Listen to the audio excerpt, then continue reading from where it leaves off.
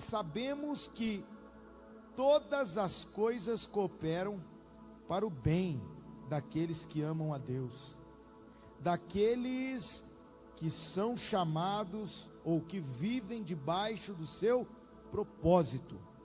Pois aqueles que Deus de antemão conheceu, Ele também predestinou para serem conformes à imagem do seu Filho, a fim de que Ele seja o primogênito entre muitos irmãos. Queridos, eu gostaria de falar hoje sobre propósito. Amém? Viver propósito. É isso que eu gostaria de compartilhar com vocês nessa noite. A gente precisa compreender o que nos move. Amém? Eu me lembrei algumas conversas que a gente teve, né, até o tempo que o Paulo Adão esteve aqui com a gente. Uma coisa que ficou marcada é uma pergunta: o que move a sua vida? Qual o seu ideal de se movimentar? Por que você acorda, trabalha? Por que você vem à igreja? Por que você ora? Por que você busca a Deus? Porque qual é o padrão dos seus movimentos? Você vive pelos seus desejos?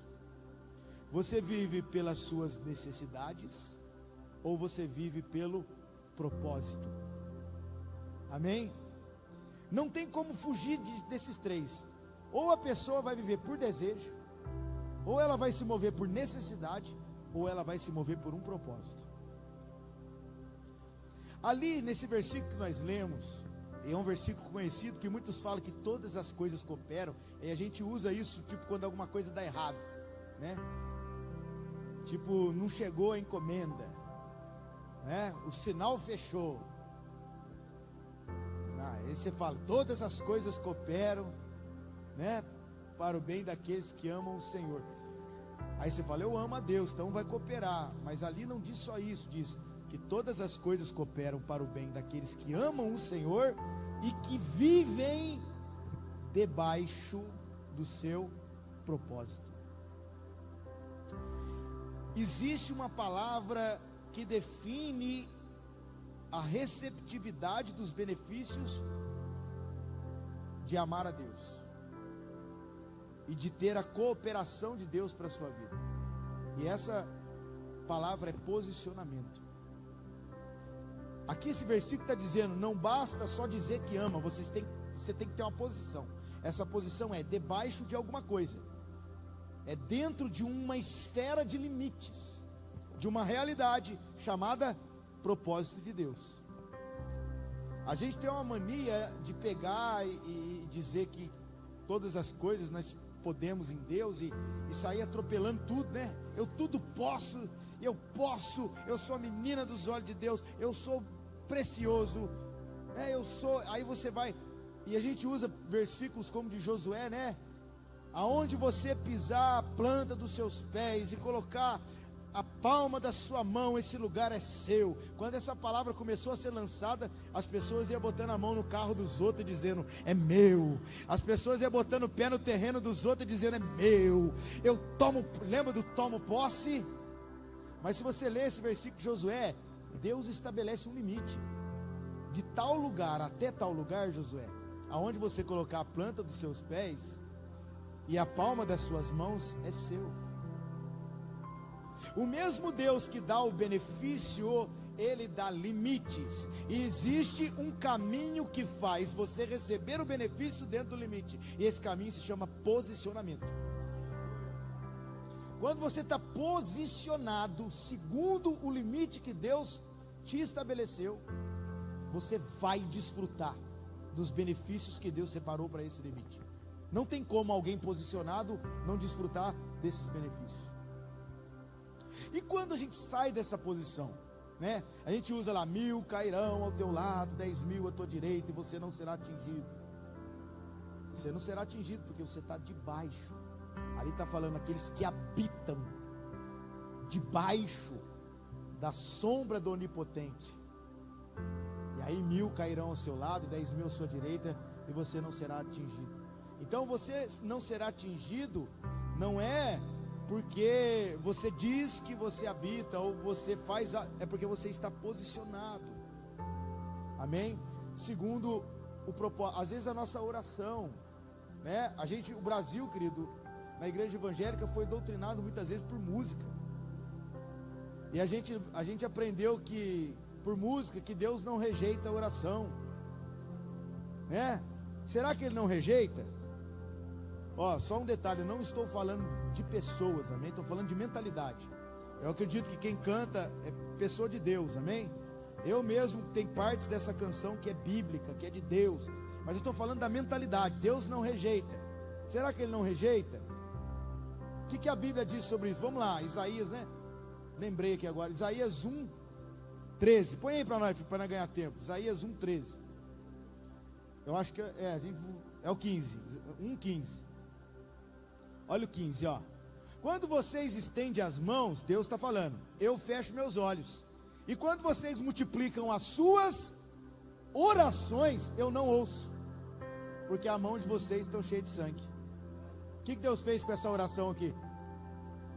E rejeitou. Olha aí, ó, 1 Pedro 3:7. Você pode falar, isso aí é lá do Velho Testamento, então vamos ver no Novo. 1 Pedro 3:7. Maridos, essa pega, hein? É melhor ir embora, hein? Cadê os homens? Se eu fosse vocês, ainda dá tempo de ir embora, hein? Olha o que diz para os homens: maridos, vocês igualmente vivam a vida comum do lar com discernimento, e dá honra à sua esposa, por ser a parte mais frágil, e por ser coerdeira da mesma graça da vida. Agindo assim, as orações de vocês não serão. Deus não só rejeita a oração, Ele também interrompe. Um marido que não honra, que não respeita a sua mulher com dignidade, não entende a fragilidade que ela pode estar vivendo, não respeita, não honra. Aqui está dizendo que o cara que é ignorante com a mulher, que ele bate, que ele agride, que ele maltrata, Deus não só rejeita, mas Ele interrompe. Ele começa a orar, Deus fala, para, fica quieto, interrompe, suas orações não vão chegar. Amém? Tem mais, Tiago vai falar, pedi e não receberam, porque pediram mal, segundo seus próprios desejos. Então, existem limites para que eu receba os benefícios do Senhor, e esses limites é os princípios do Senhor. Fala comigo, os benefícios estão dentro dos princípios. Se você achar benefício fora do princípio de Deus, quem te deu não foi Deus, foi o diabo. Porque o diabo, ele tem benefício para dar. A Bíblia diz que ele levou Jesus num alto monte e falou assim, ó, se você me adorar eu te dou essas riquezas. Se ele falou que dá, é porque é dele. Tem muita coisa que o diabo proporciona para as pessoas. Você pode ter certeza que essas pessoas encontram. Você já conheceu, já ouviu falar de alguém que serve a Satanás, tem pacto com o diabo e enriqueceu? Enriqueceu financeiramente? Quem já ouviu uma história assim? Talvez você não conheça, mas já ouviu uma história. Por quê? Porque ele recebeu o benefício, mas não foi dentro de Deus. Na carta de João, João escreve assim, ó, se vocês pedirem, tudo que vocês pedirem, dentro da minha palavra, dentro do meu propósito, vocês vão receber. João 15:7 diz assim, ó, se você estiver em mim e a minha palavra estiver em vós, tudo que você pedir em meu nome eu vou te dar.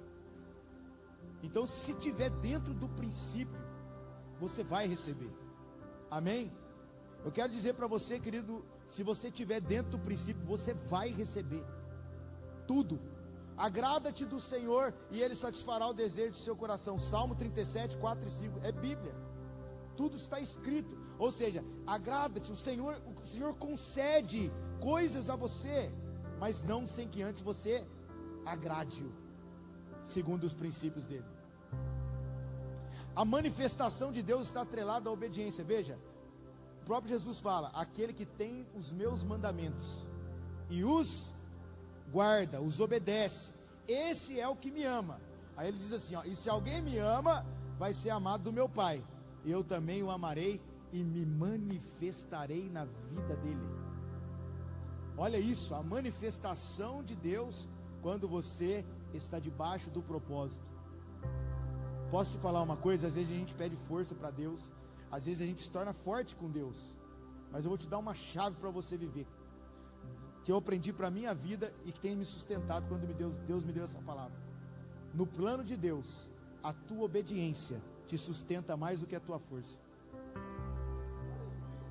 Às vezes a tua força acaba. O que te manteve de pé? A obediência. Quantos aqui a sua força já se foi? Tem hora que parece que não tem força, não tem o que fazer. Eu não consigo, Deus, eu não sou capaz, eu não tenho habilidade para isso.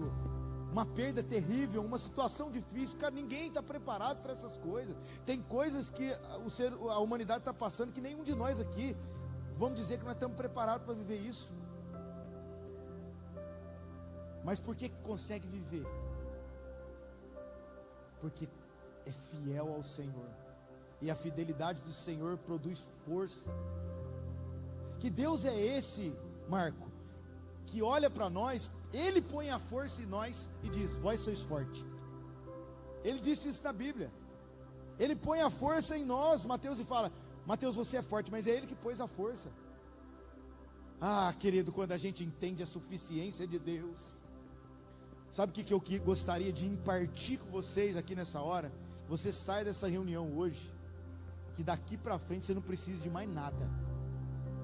Você recebe isso? Você estará plenamente realizado. O que vier e o que for retirado não vai mudar o seu movimento. Se vier, vai acrescentar e não vai mudar um côvado na sua vida espiritual. Se faltar, não vai mudar um côvado, porque você entendeu a suficiência de Deus. Você está plenamente realizado. Você pegou a palavra que Ele disse: em mim você já está sentado na região celestial. E você pegou a palavra e disse: eu creio nessa palavra. Eu já estou com todas as sortes, está escrito, todas as sortes de bênçãos espirituais já estão disponíveis para aqueles que estão em Cristo. Eu vou contar para vocês como foi comigo. Eu descobri que Jesus era a única coisa que eu precisava, quando Ele se tornou a única coisa que eu tinha. Eu não tinha mais nada, cara. Eu só era um viciado em drogas, sem perspectiva. Eu já tinha decretado: vou morrer de overdose, vou pegar o último dinheiro, vou fazer. Eu tinha uma facilidade para fazer as coisas, vou usar droga até morrer. Olha a minha perspectiva de vida. Não tinha perspectiva nenhuma, eu não tinha mais nada. E eu descobri, quando não tinha nada, que Ele era a única coisa que eu precisava. E a única coisa que eu precisava é o que me acrescentou todas as outras. Eu conheci a Débora no Senhor. Eu tive filhos abençoados no Senhor. Eu viajei as nações no Senhor. Eu vi sinais, eu vi perna crescer. Nós oramos por pessoas que eram estéril e elas tiveram filhos. Mas isso foi no Senhor. O que tinha antes do Senhor? Nada. Essa é a verdade. Não tinha nada. A gente precisa entender, querido, que a grandeza que pode viver na nossa vida não tem a ver com nada que a gente possa fazer. O Filho de Deus se tornou homem para que os homens se tornassem filhos de Deus. Paulo, no auge do ministério, todo mundo, Paulo para lá, Paulo para cá, esse cara, a unção está com Paulo, a igreja crescendo, a coisa desenvolvendo, e Paulo vendo os milagres, defunto que ressuscitava no meio da igreja. Você vê lá o caso de Dorcas, você vê lá vários casos de cura, de transformação, de sinais. Paulo no auge, vendo tudo isso acontecer, ele olha e fala: uau! E ele encerra dizendo: nós temos todos esses tesouros em vasos de barro, para que a excelência do poder seja de Cristo e não de nós. Tem barro aí não? Tem barro? Sabe o que é um culto como esse, nessa hora que a palavra é liberada? É tesouro entrando no barro. Um monte de barro e o tesouro sendo depositado. Que grandeza a gente está sentado aqui, entendendo os mistérios de Deus. Ele diz que Ele escondeu dos sábios e revelou aos pequeninos. Os mistérios de Deus foram ocultados dos sábios e revelados a pequeninos. Me explica melhor, tá bom? Sabe Albert Einstein, Thomas Edison? Então, Deus escondeu os mistérios dele, desses caras, e deu para o Maurício. E deu para o Kleber, e deu para o Giovanni. Giovanni está lá, entendendo nada, fumando um beck. Eu já vou dar o testemunho de todo mundo hoje. Hoje é o culto da denúncia. Estava lá, aleluia.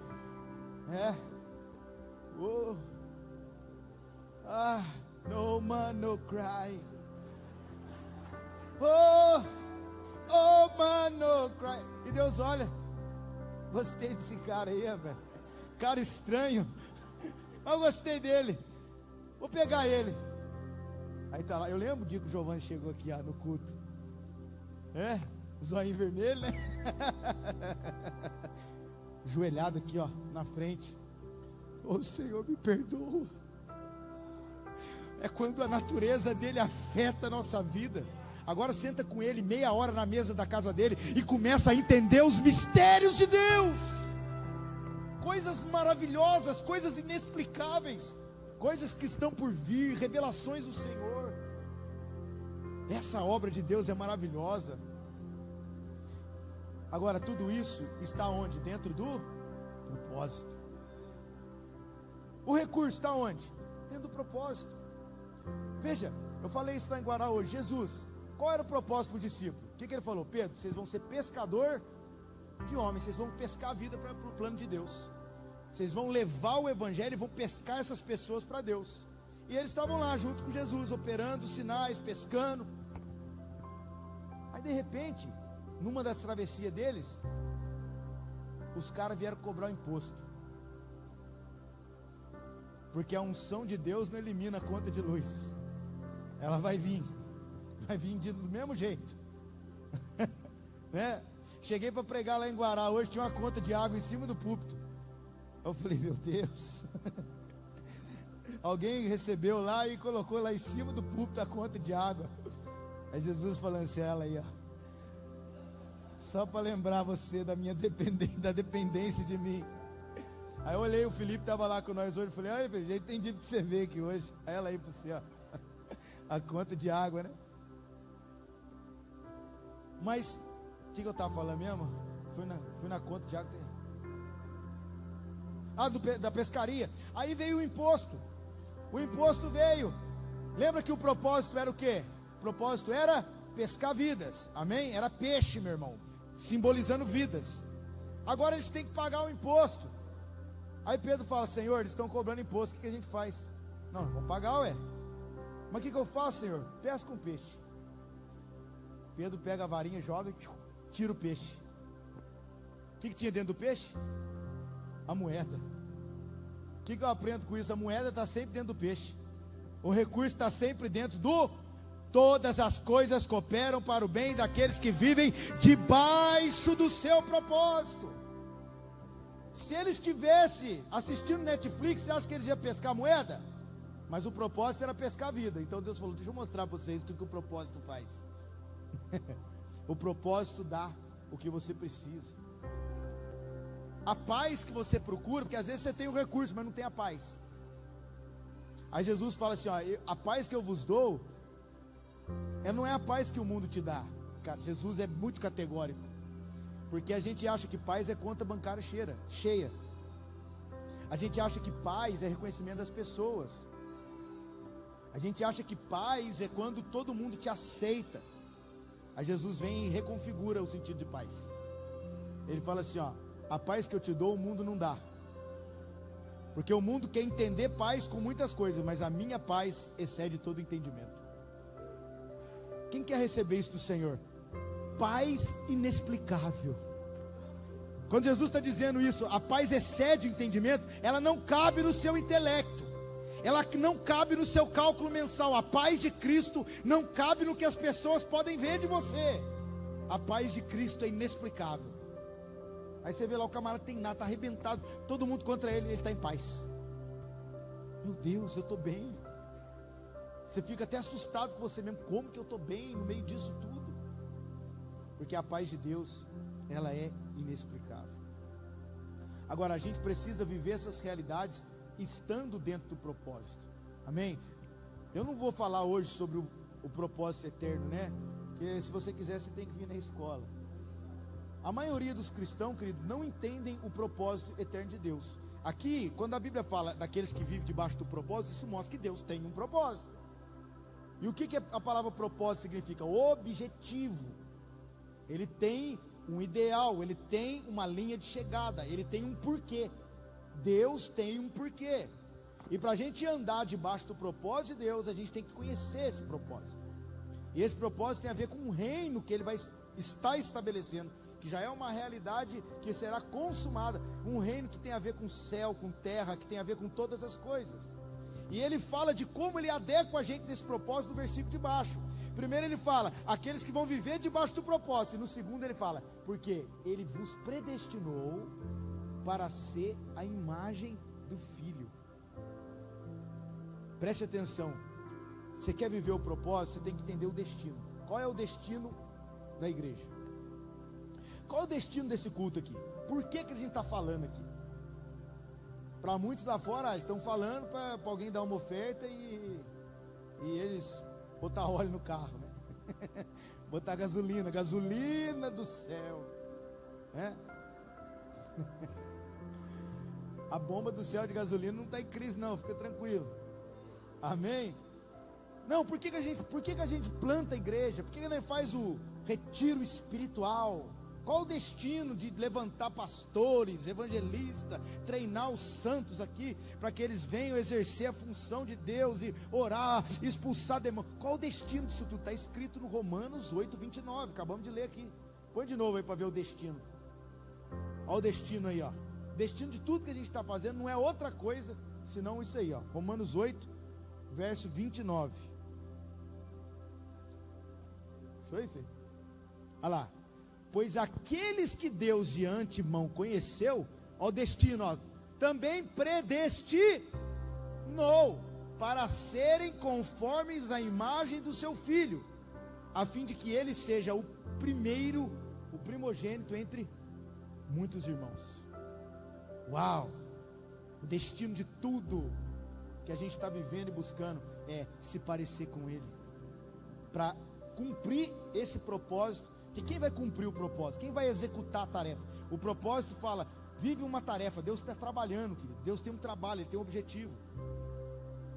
Deus não sai de casa de manhã falando, sei lá, caminhando contra o vento. Tem que ter uma musiquinha, né? Sem lenço, sem documento. Não, Deus sabe o que Ele está fazendo. Amém? Ele tem execução de tarefa para aqueles que estão nele. Ele tem projeto. Você não vem para ser salvo do inferno, ser salvo de alguma coisa. Nós viemos buscar a Deus para a gente participar da comunhão com Deus, na vida dele, na natureza dele, no propósito dele. Ou seja, eu como da vida dele na minha vida, eu recebo a essência, a natureza dele em mim, e eu começo a trabalhar no que ele está trabalhando. Tipo um pai que chama um filho, pai vai montar uma empresa, vem comigo, vem com o pai, você vai participar do que eu estou construindo. Então, e para que a gente participe disso, a gente precisa se amoldar ao filho, porque quem está executando a tarefa não é o João Vitor, não é o Fabrício, não é o Felipe, quem está executando é Cristo. O filho dele é o executor das tarefas do propósito. E nós estamos aonde? Nós somos o corpo desse filho. Nós somos o corpo dessa criatura. Então o braço desse filho está trabalhando para remir pessoas, para reconciliar pessoas com Deus, para construir famílias, para gerar filhos, para cuidar da cidade, para cuidar da sociedade, para levantar projetos, para que as pessoas, para que a terra seja abençoada. Cristo está trabalhando e o corpo dele está executando essa função. Isso é o propósito de Deus. Aí você vai entendendo que tudo vai cooperando quando você está dentro desse conjunto. Você está participando da vida de Deus, da natureza dele e do trabalho dele. Eu não conheço ninguém que realmente tem Cristo habitando, crescendo dentro de si, que não trabalhe para Deus, com Deus, que não faça algo para Deus. Tipo, ele só senta ali e recebe uma... Não, todo mundo que está com Deus deseja servir. de alguma forma ele deseja fazer algo para Deus, de alguma forma ele recebe dons para que ele possa exercer isso para Deus. Amém? Quem aqui depois que entregou sua vida a Deus e foi selado com o Espírito Santo, primeiro você começou a ver os frutos. Você era um cara ignorante, começou a ficar mais tranquilo. Quem era aquele que resolvia no soco? Porrada. Agora. Faz quanto tempo que você não dá um soco em alguém? Olha os irmãos pensando, poxa, aquele um de sábado passado. Cana. Só um tapinha não dói, Will. Um tapinha, né? Mas você já percebeu que o fruto apareceu e você era aquele cara e você não se tornou mais? Tinha gente que quando chegava sexta-feira, a tremedeira começava na quinta. Dava quinta à noite e começava a tocar pandeiro. Porque é uma dependência. É o happy hour eterno. Ele precisava. Já via o pezinho, né? Saía do trampo 6 horas da tarde, sexta-feira, o pezinho já começava. Dessa vez se peguei de jeito. Uma dependência. Se não tivesse a brejinha. Não, se não tivesse a brejinha, você parecia um ET. É ou não é? E quanto tempo que você não toma uma cerveja e você não é mais escravo disso? Ei, será que dá para ver gratidão aqui? Deus mudou a minha vida. Deus mudou a nossa existência, querido. Quando você aqui era escravo de algumas... Não, se você não tivesse o reconhecimento de alguém, você morria. Mas aí o fruto começou a aparecer, por causa dele habitando em você, a natureza dele crescendo. Aí de repente, além de Deus arrancar essas porcarias de você, ele começa a pôr coisa nova.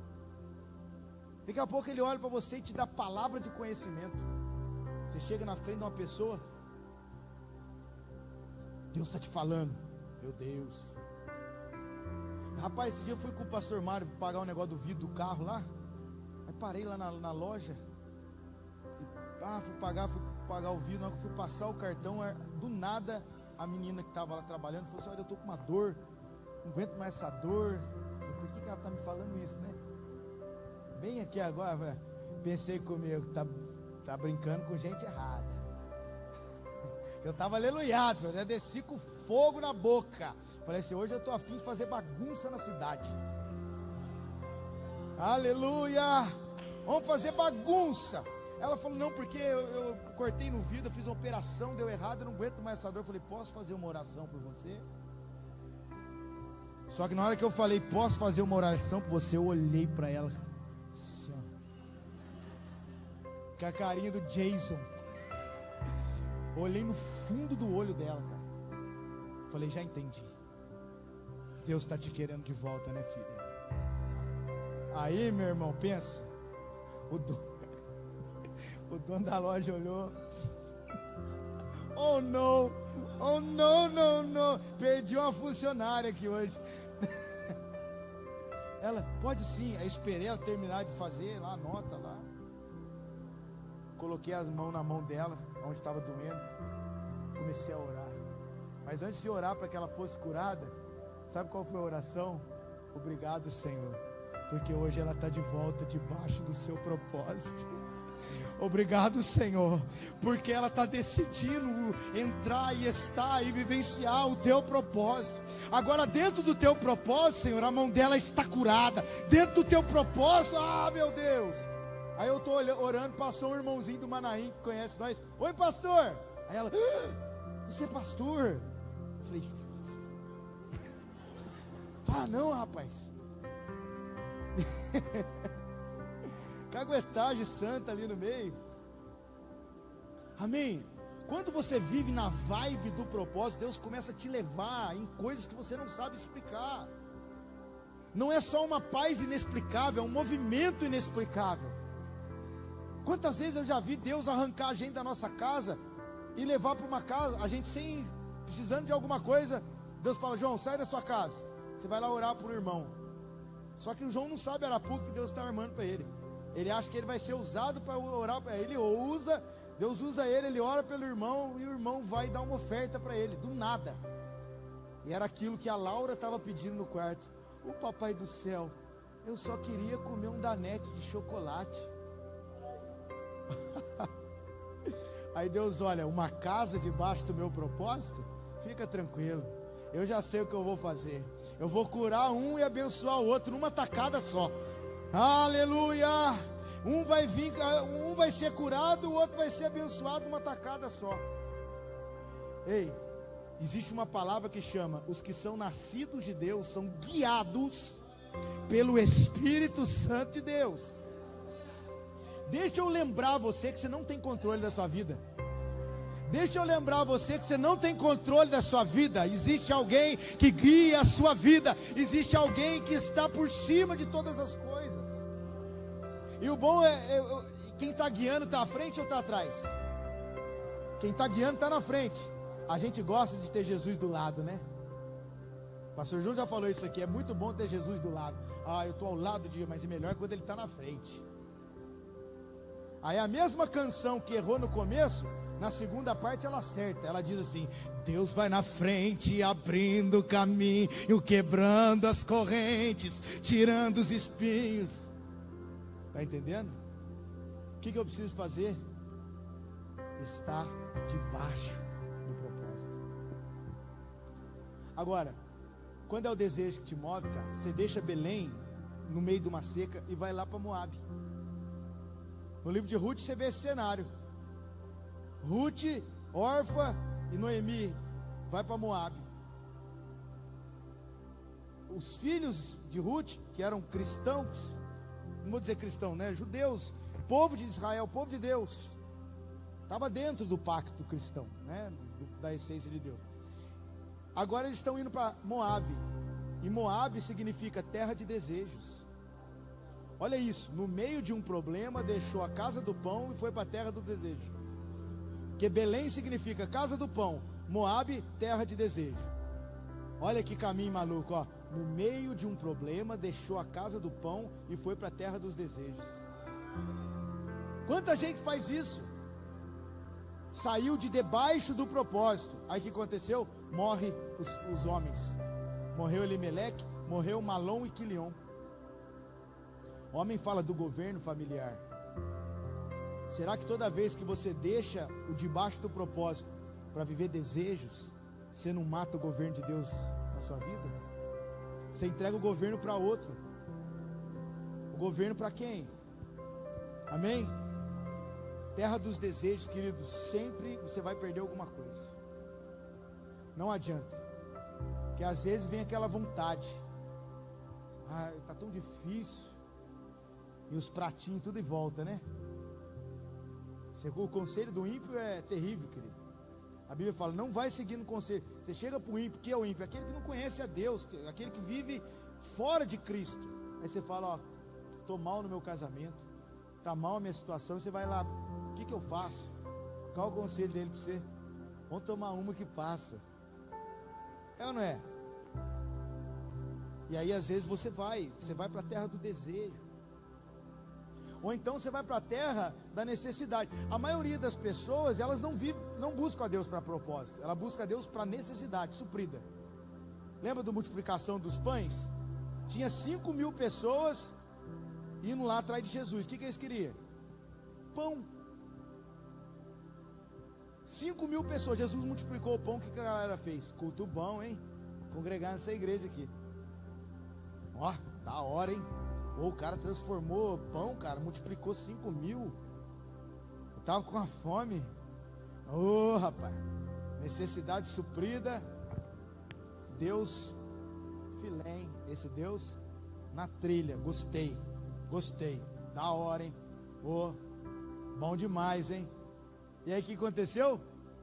O outro culto, próximo culto no outro dia, Jesus atravessou e foi. A galera foi porque gostou da conferência da necessidade. Foi todo mundo atrás de Jesus de novo. Olha lá João 6. E eles foram de novo atrás de Jesus. Aí o que Jesus fez?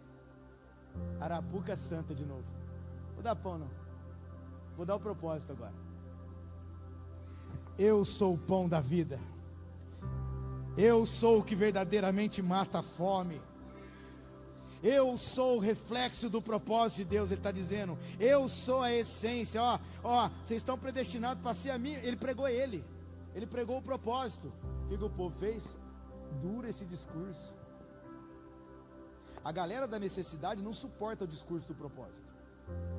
Agora, que duro. Jesus não estava falando raça de víboras. João Batista que tinha um discurso duro. Imagina a galera entrando para ver a pregação. Ele, jararaca, cobra coral, urutu véia. Eu acho que é mais ou menos isso. Raças de víbora é o que? Jararaca, é urutu. Eu não sei como é que chama lá. Naja, né? Esse é o discurso duro. Mas Jesus não estava dizendo raça de víbora, seus vagabundos, safado. Não, Jesus estava dizendo, eu sou o pão. Vocês precisam centrar sua vida em mim, entender a minha suficiência.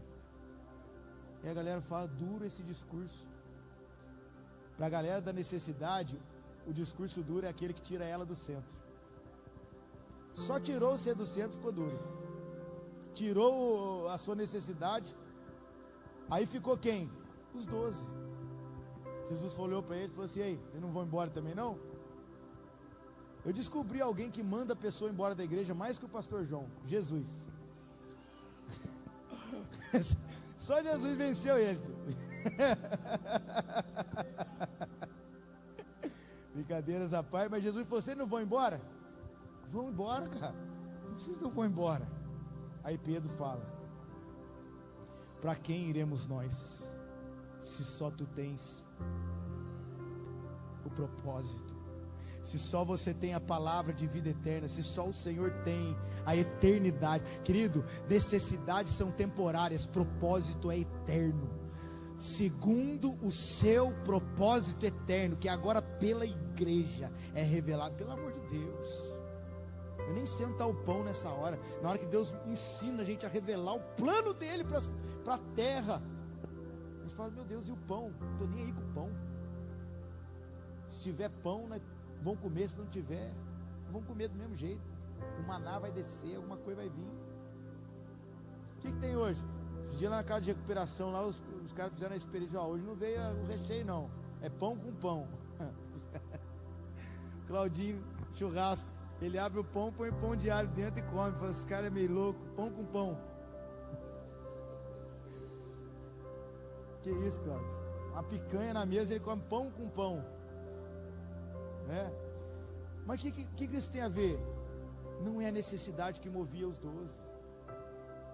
É por isso que Jesus, com a multidão, Jesus fluía, a galera ficava vendo ele de longe, mas os 12 sentavam na mesa com ele. Os 12 entendiam o sentimento dele.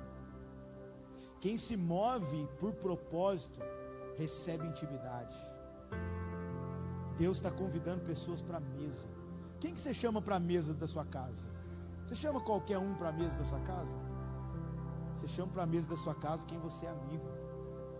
Amém? A gente tem orado pelos amigos de Deus, e essas pessoas são aqueles que se movem por propósito, não é necessidade. Eu vou contar aqui para vocês o que eu vivi esses tempos lá, e contei lá em Guará. Quando começou a pandemia, ficou tudo meio incerto para todo mundo, né? Pela glória de Deus, a nossa igreja está firme, né? Está desenvolvendo aqui, lá nas outras cidades, está crescendo, mas muitas igrejas locais tiveram que fechar. Não tinham mais como pagar um aluguel, né? Não tinham como mais sustentar alguém que pudesse estar ali cuidando do projeto, cuidando ali da igreja local. E até para nós no começo, graças a Deus, Deus supriu, mas teve momentos incertos. E agora, gente, né? Como é que vai ser? Eu lembro um mês, né, que a gente estava até bem apertado, vendo como é que a gente ia fazer com as crianças na escola. A gente paga a escola de filho, ligando para a diretora, como é que vai ser? Eu me lembro que a diretora até falou, olha, de todos os pais, você é o único pai que ligou para dar satisfação. Aliás, o primeiro, eu creio que depois outros já fazia, e eu preocupado, como é que a gente vai resolver? Vamos dar satisfação, vamos organizar, vamos ver. Aí eu lembro que eu recebi um convite, bem no mês que eu precisava de dinheiro, seria um mês importante, e eu recebi um convite para pregar lá no Rio Grande do Sul. E naquele mês eu tinha idealizado começar um estudo bíblico em Guará, com a multidão de gente lá em Guará, 4 pessoas. A gente ia começar o projeto lá, porque a gente começou a igreja fazendo estudo da palavra, e eu fiz maior propaganda para os 4, nós vamos fazer o estudo da palavra do Senhor, e nós vamos começar essa igreja. Hoje pela manhã hoje realmente tinha bastante gente lotando lá, galera chorando, foi maravilhoso, mas começou 4, 5 estudando a Bíblia, e eu lá, estudo bíblico tal dia. Aí vem o convite: Pastor Fabrício, tem uma conferência aqui no Rio Grande do Sul, eu gostaria que você viesse aqui dar a palavra. Eu ia pregar sequentemente em 2 igrejas cheias, aí lotado mesmo, cheio de gente. A gente conhece muita gente aí por esse Brasil, multidões. E vamos lá, vem aí, pastor, mas que dia? Tal dia, no dia que eu marquei o estudo, que era o dia da ceia deles lá, né? Eles fazem no meio de semana. Eu falei: pastor, eu tenho um propósito nesse dia. E sabe, eu podia mudar, podia ligar para os 4 e falar: vai fazer nesse dia, vamos fazer tal dia. Não é problema nenhum fazer isso, não era problema fazer isso. Mas Deus estava vendo o meu coração. Eu senti claramente um cordel de medir medindo meu coração. Deixa eu ver o que move esse meu filho carequinha. Deixa eu ver o que movimenta ele. Eu podia resolver tranquilamente ir lá pregar. E por quê que eu estou falando isso? Porque eu sei que eu ia receber uma boa oferta lá. A gente não cobra para pregar, a gente nunca cobrou 1 centavo, mas as pessoas nos abençoam. E esses irmãos, esses pastores amigos, além deles ser homens de propósito, são prósperos. Eu sei que se eu fosse lá, eu ia trazer um bom dinheiro para casa, para nós, né, João? Para nós, eu ia trazer um bom recurso, né?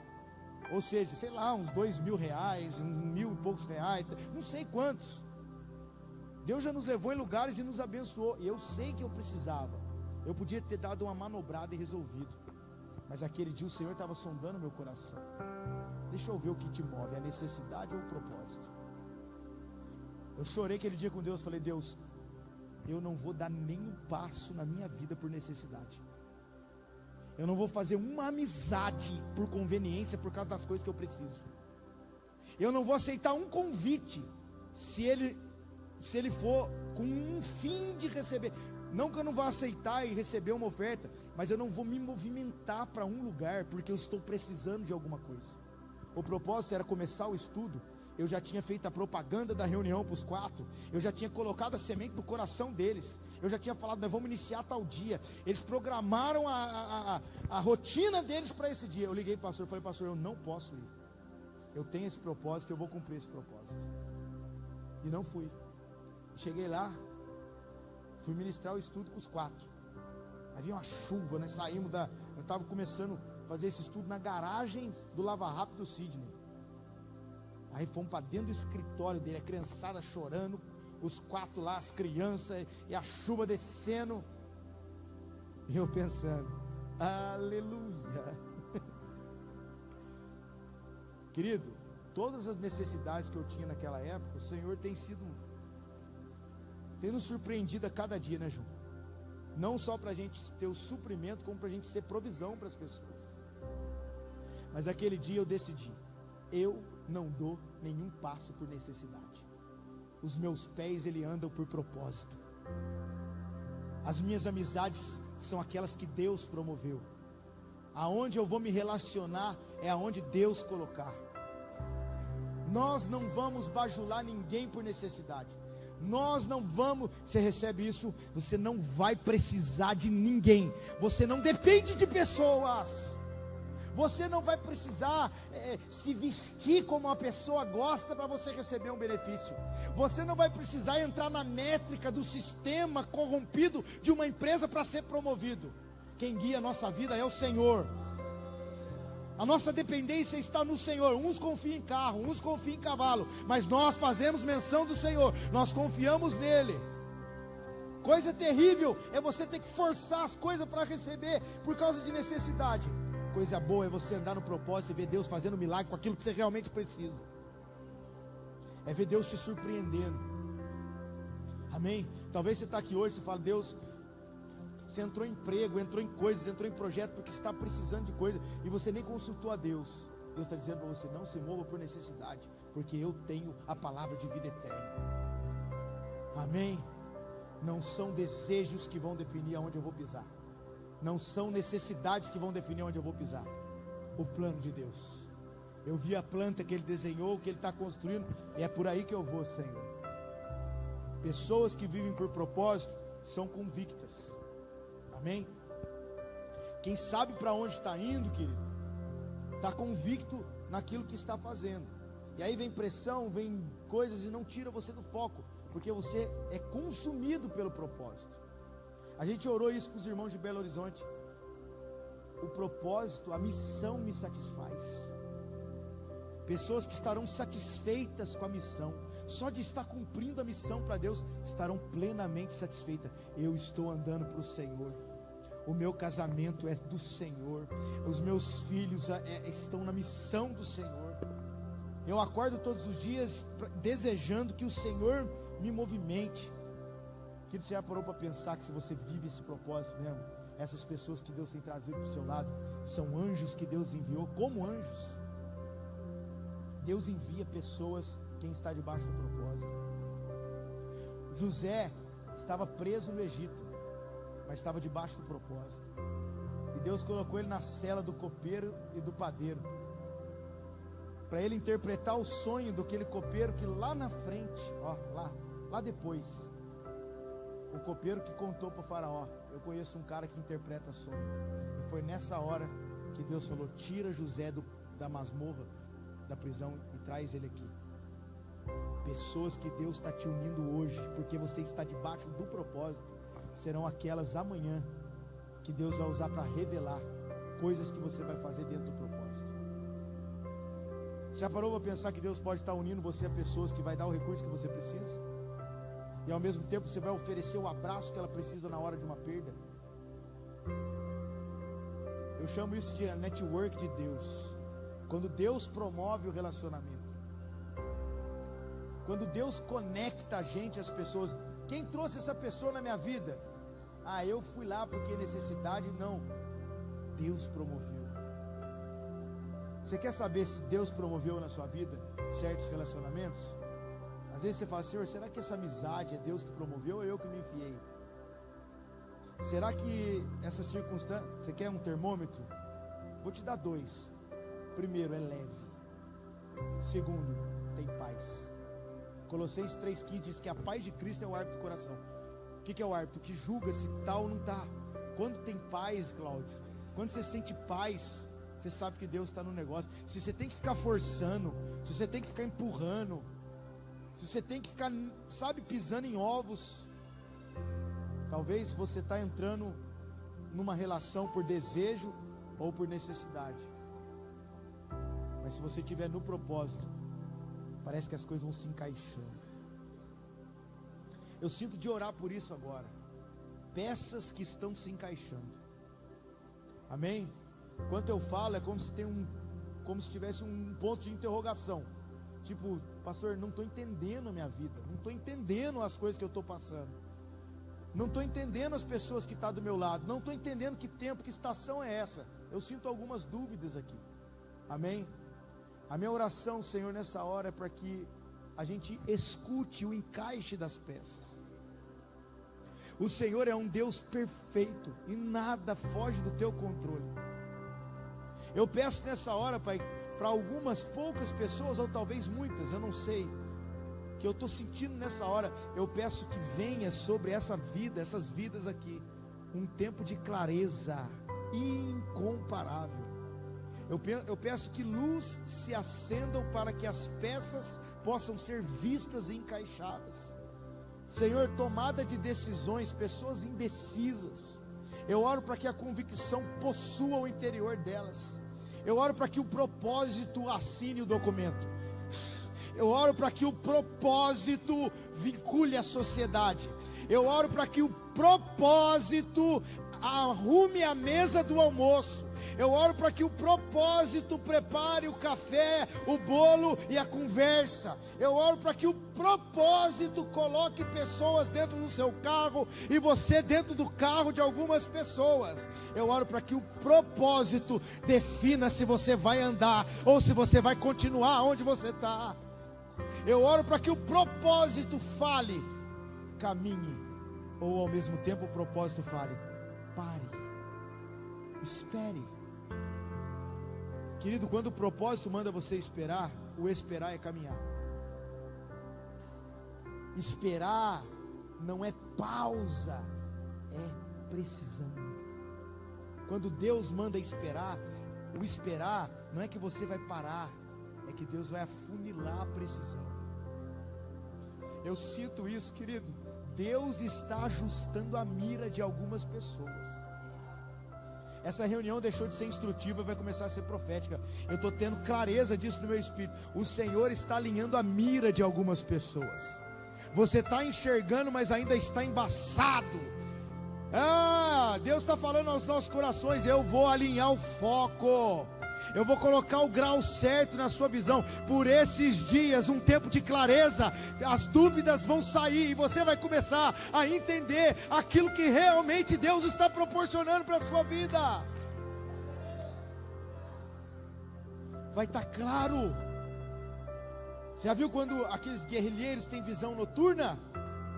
Está escuro no meio da mata, mas eles enxergam o alvo, porque a visão noturna clareia segundo o ambiente que eles estão.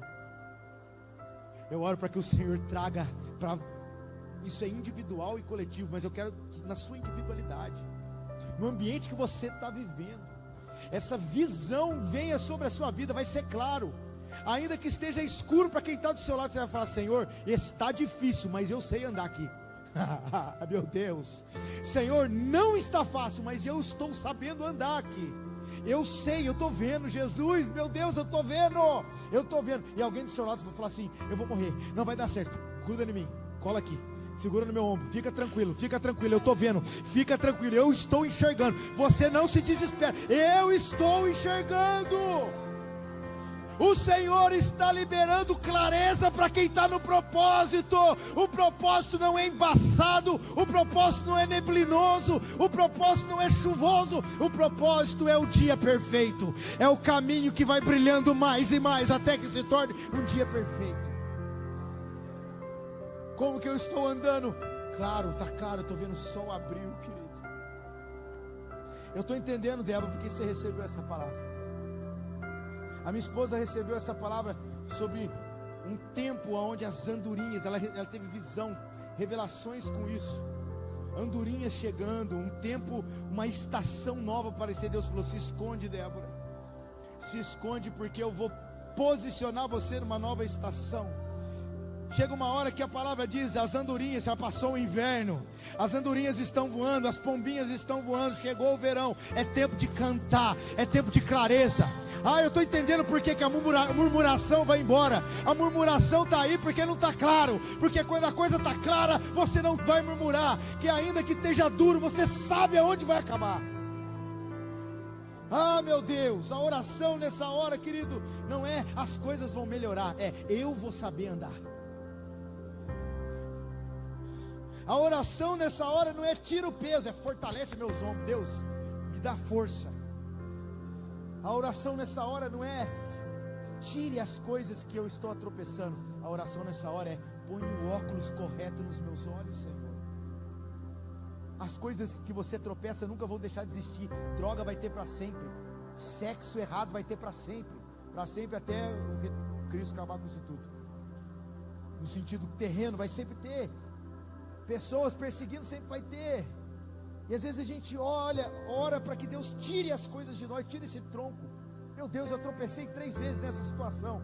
Não, querido, para de orar para Deus tirar o tronco. Fala: Deus, ajusta minha lente, põe o foco certo. Hoje Deus vem como um oftalmologista, cara. Ele vem corrigindo, tem colírio aqui. Aconselho-te que compre colírio. Ele está dizendo para Laodiceia: chega, você não está vendo direito. Os olhos são a candeia do corpo. Se os seus olhos estiverem bons, as coisas em volta de você vai mudar. Não é as coisas que tem que mudar para você enxergar, é você que tem que enxergar para as coisas mudar. Meu Deus, oh Deus, e Deus tem usado pessoas como colírio do seu lado, e quando a gotinha cai você reclama, porque o colírio arde na hora, mas ele abre a sua visão. Tem colírio, tem gente de Deus que está te confrontando, são colírios, querido. O colírio dá um ardor na hora, mas depois fala: uau, eu estou vendo melhor. Se submeta à correção de Deus, hein? A correção de Deus é boa, amém? Hebreus 12:11 diz que a correção de Deus no início não é motivo de alegria, mas depois ela produz fruto de justiça. Esse é o colírio, ele arde na hora, mas abre os olhos depois. Eu arrisco dizer que Deus está usando pessoas como colírio e usando situações como colírio. O que Deus quer tudo com isso? Eu quero ajustar a sua visão para que o seu pé não fuja debaixo do meu propósito, porque debaixo do meu propósito todas as coisas vão cooperar, até as pedras de tropeço, até as pedradas que você vai levar, até as perseguições que você vai levar, se você estiver debaixo do meu propósito. Sabe o que eu sinto? Pessoas saindo do propósito sem perceber, estão distraídas, porque a visão está embaçada. Sabe quando você está andando? Eu costumo fazer muito isso quando eu estou no telefone. Eu dou um quarteirão andando assim, ó. Eu estou atendendo o telefone. Esse dia estava chovendo forte. Aí eu lá no quintal falando com alguém: então você tem que fazer isso. Aí eu andando, né? E aí daqui a pouco eu fui andando, que eu vi, eu estava lá no fundo do quintal, onde não tem teto. Aí eu: então cara, você tem que fazer isso aqui. Daqui a pouco eu chuvão desceu aqui nas costas. Eu falei: ô louco. Porque distraído com algo momentâneo, eu não percebi que eu saí de baixo.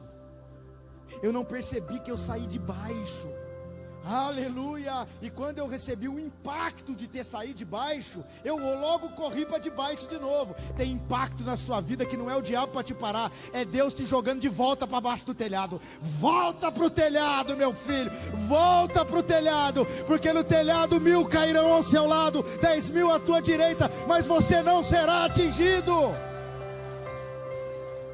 Todas as coisas cooperam para aqueles que estão debaixo. Sabe o que é a misericórdia de Deus? Não é Ele te afagar debaixo da chuva. Olha, você saiu do telhado, vem cá comigo. Não, a misericórdia de Deus é Ele colocar um laço, uma corda de boiadeiro, jogar em você lá no meio da chuva e violentamente te puxar para debaixo do telhado. Isso é misericórdia. Porque a gente acha que o Deus que ama é o Deus que fica comigo na chuva, fora do telhado. Não, Deus não vai tomar chuva com você. Ele não vai tomar, Ele não vai entrar no dilúvio. O dilúvio não era para Deus e para Noé, o dilúvio é para quem estava fora do propósito. Aí você fala: não, Deus está me entendendo. Não, Deus não. A misericórdia de Deus, ela não é uma misericórdia, coitado dele. A misericórdia de Deus é: sai daí! Isso é a misericórdia de Deus. Sai desse lugar, meu filho. Aí você toma um susto e fala: nossa, obrigado, Senhor. Aí logo que você sai, você entra, daqui a pouco desce o meteoro. Oh Deus, a tua misericórdia são a causa de nós não sermos consumidos. Quem toma chuva com você é o diabo. Fica tranquilo, todo mundo é assim mesmo. Mostra para ela quem é bom. Fica tranquilo, mostra lá, vai lá. Resolve. Não, querido. Deus, Ele está debaixo do propósito dEle mesmo. Sabe o que é mais lindo de estar debaixo do propósito? É que Ele está lá. Cristo está lá. Sabe qual é a extensão do propósito de Deus?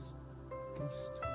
Altura, profundidade, largura e comprimento. Tudo isso é o que está embaixo do telhado. Ele preenche todo esse espaço. Cristo. Tudo que está fora de Cristo está fora do propósito. Tudo que está dentro do princípio de Cristo está debaixo do telhado. Nada vai te afetar dentro da pessoa de Cristo. E aí todas as coisas cooperam. E aí todas as coisas vão percorrer. As amizades vão cooperar, os nãos vão cooperar. Meu Deus, o não coopera demais, querido. O não nos ajuda a entrar no plano de Deus. Quando Deus foi dar os mandamentos, Ele falou 10. Dos 10, 80% começava com o quê? Não. Não faça isso, não faça aquilo. Dos 10 mandamentos, 80% começa com não. E você só quer ser amigo do sim. Eu gosto do sim, Deus. Quando você fala assim, vai lá, pode fazer. O sim é bom de Deus, mas o não de Deus coopera para quem está debaixo do propósito. Amém? Quem aqui levou um não de Deus nesse tempo? Sabe como é que eu vou encerrar essa palavra? Dor, angústia, perseguição, cenários, tudo isso está existindo e sempre vai existir. Mas o propósito é maior do que a sua dor. O propósito é maior do que a perseguição. O propósito é maior do que o que falam de você. O propósito é maior do que o que você pensa de você mesmo. O propósito é maior do que calúnia. O propósito é maior do que perdas. O propósito é maior do que qualquer coisa adjacente que possa roubar você. Pastor, está doendo, fique tranquilo. O propósito é curativo. O maior analgésico das dores da vida é a consciência do propósito de Deus. Tem hora que conselho de ninguém resolve, não tira a dor. Como tirar a dor? Hein, Marcelo, de uma perda? Ana Carolina, como tirar a dor de uma perda? Tem hora que palavras adiantam? Tem mais pessoas aqui, tem muitas pessoas que tiveram perdas aqui, né, Silvia? Como tirar a dor de uma perda? Tem hora que conselho não adiantou. Palavra, olha, meus sentimentos, tudo isso é muito bom, a gente recebe com carinho, mas não resolveu. Mas a consciência do propósito, a consciência do propósito. Eu sei que o Consolador está aqui. Ele está aí, ó, buscando a Deus, seguindo o propósito, debaixo de impossibilidade, debaixo de perdas, debaixo de dificuldade. Porque o maior remédio para a dor, o maior analgésico, é saber que você está dentro do propósito. Aleluia.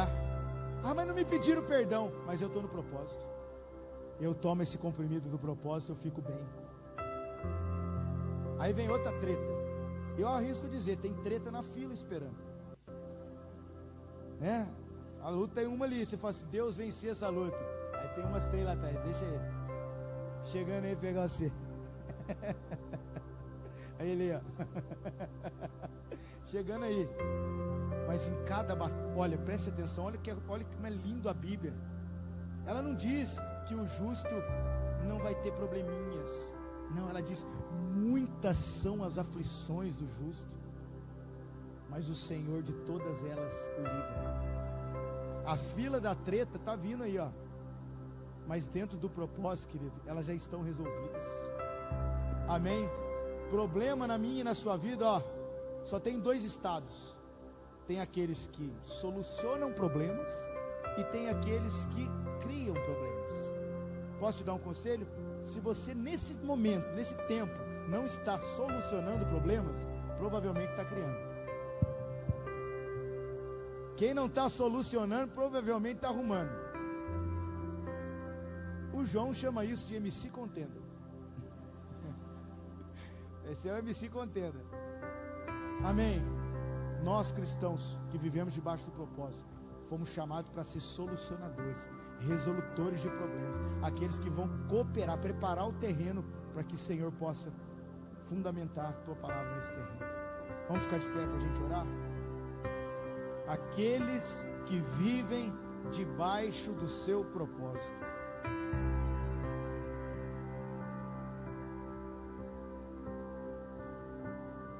Gostaria que você orasse aí. Quantos irmãos estão aqui na canção? Fala com ele, amém? Eu sei que no silêncio, no seu quarto, no secreto, Deus te ouve. Mas quando Deus coloca os santos junto, Ele se movimenta na interação do coletivo. Por isso que, querido, não é algo litúrgico. Vem aqui à frente, ora com o seu irmão, sabe? Não é algo obrigatório, ter que ter um apelo. Mas por que às vezes sai coisas assim? É porque a interação dos santos, o toque, a palavra saindo da nossa boca, o volume, o som, Querido, Deus criou com som, Deus se movimentou com som, tinha trombeta, tinha vozes, amém? Quando Deus reúne o coletivo, por isso que os crentes dão glória, por isso que os crentes fazem movimento no meio do culto, fala, interage. A reunião dos santos é uma reunião de interação. Aleluia. Você não está aqui só para assistir, não tem telespectador aqui, culto não se assiste, culto se presta. Aleluia. Aqui não tem ninguém assistindo filme, nós estamos todo mundo criando um ambiente. O Fabrício não vai criar ambiente nenhum aqui sozinho, o Cláudio, os irmãos não vão criar ambiente nenhum. Você se move, fala com Deus, toca nas pessoas, movimenta o seu interior. Ei, e diga para o Senhor: me traz para o propósito, me leva para debaixo do telhado, Senhor. Oh, aleluia. Me leva, Senhor, para debaixo, para o cerne, para o miolo, para o centro, Senhor, para aquilo que é essencial. Tira a nossa vida do secundário. Faz isso comigo também, Pai. Muitas vezes eu me sinto fútil em alguns dias, necessitando de escapes temporários, necessitando de às vezes momentos de fuga, seja em coisas que são lícitas, mas não agregam, Senhor. Me ajuda, Senhor, começa por mim aqui, me ajuda a mergulhar mais fundo, me ajuda a desejar mais o que é essencial, o que é primário, o que é verdadeiro, o que é fundamental sobre as nossas vidas. Essas palavras estão vindo no meu espírito: essencial, fundamental, crucial. Coisas primárias, coisas que nada pode tirar, que nada pode roubar. Tem pessoas aqui que conhecem o essencial, que conhecem o primário, aquilo que é importante. O Senhor está levando você para aquilo que é importante, levando você para debaixo do propósito. As outras coisas vão perder o valor, as outras coisas vão se tornar fúteis, coisas pequenas, murmurações desnecessárias, essas coisas estão indo embora. O propósito nos consome nessa noite, Senhor. Captura-nos nessa noite para o teu propósito, Senhor. Totalmente, extremamente convictos, andando com força, andando com coragem, com convicção, com vigor, porque estamos debaixo do seu propósito. Santo é o teu nome, Senhor. Nós oramos, Pai, oramos para que tudo que estamos vivendo comece a trazer forma e clareza. As coisas vão tomar forma. Deus está colocando uma forma na nossa vida. É o prumo, é o cordel de medir, é a forma, é a casa do oleiro, é a olaria de Deus, é o tempo de amolar o machado. Deus está no controle da tua pausa, Deus está no controle das pessoas que te deixaram, Deus está no controle de quem não correspondeu à sua expectativa. Tudo debaixo do teu propósito é tesouro, tudo debaixo do teu propósito faz sentido na hora certa, Senhor. Nessa palavra, querido, vamos adorar o Senhor, vamos adorar agora debaixo do propósito, meu Deus.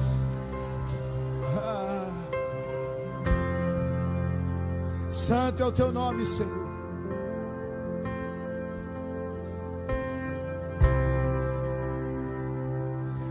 Nós te clamamos nessa hora, Senhor. Aleluia, aleluia. Debaixo do teu propósito, debaixo do teu propósito, Senhor.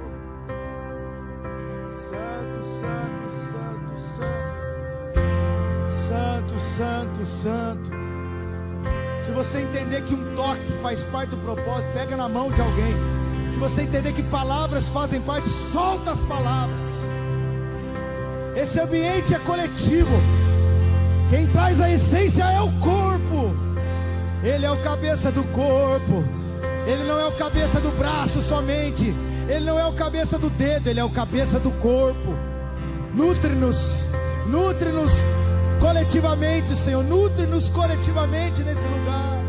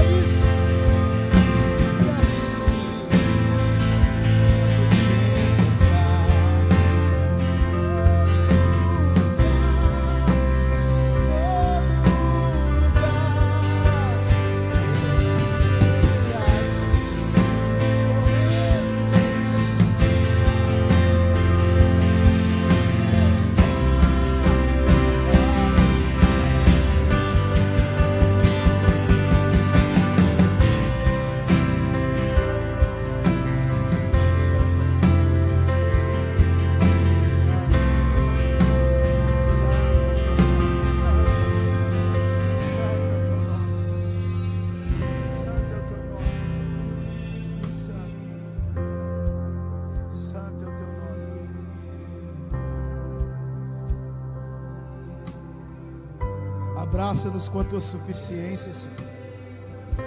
Seja pleno em nós. Nós desejamos a plenitude. Nós desejamos a plenitude do Senhor. Nós desejamos ser plenos, Senhor. Nós não queremos mais viver na metade. Nós não queremos mais viver no médio, o medíocre. Não, nós queremos pleno, Senhor. Plenitude. O teu evangelho é pleno, a tua vida é plena, o teu propósito é pleno. O teu propósito é rico, Senhor. O teu propósito é saudável, Senhor. O teu propósito, ele não passa. Passarão os céus e a terra, mas a tua palavra, ela permanecerá. Ah, Senhor, que o senso da eternidade, movimente as nossas conversas, os nossos passos, até os nossos sonhos. Que quando a gente dormir, a gente sonhe com a eternidade. A gente sonhe com Cristo, teu retorno, teu propósito. Morte, vida, ressurreição, retorno. A Páscoa todos os dias. A Páscoa todos os dias. O rei Josias foi o último rei, querido, que restaurou o povo. Quando ele percebeu o plano voltando, o propósito voltando, ele disse: voltemos a instituir a Páscoa. A Páscoa fala dele, a morte, a vida, a ressurreição e o retorno, a totalidade dele. Jesus vai ser total. Jesus vai ser total. Todo o trabalho de Deus é para que nós nos tornamos a imagem e semelhança parecidos com Ele, para que Ele seja tudo em todos. Como diz essa canção: até que não reste nada, até que não sobre nada, até que não reste depressão, não reste ansiedade. Lágrimas, não haverá mais morte. A morte foi tragada pela vitória. Não haverá mais nada dessas coisas. Nos leva nesse dia, nessa consumação agora, Senhor, aonde não haverá mais pranto. O Cordeiro será a nossa lâmpada. Não precisará de luz, não precisará de coisas humanas. A suficiência dele vai encher toda a terra, cheia da sua glória. Aleluia. Plenamente realizados. Para mim, no propósito de Deus, nós vamos encerrar aqui. O maior sinônimo de próspero é eterno.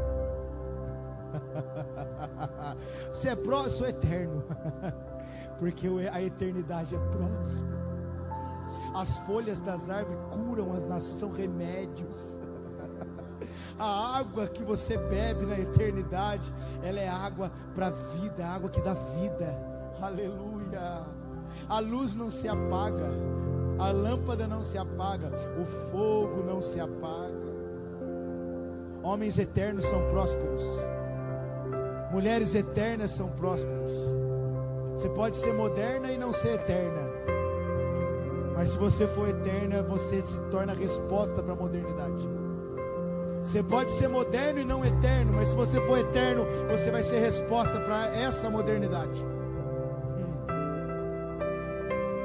Já teve uma pós-modernidade, mas a pós-modernidade que está por vir é a eternidade.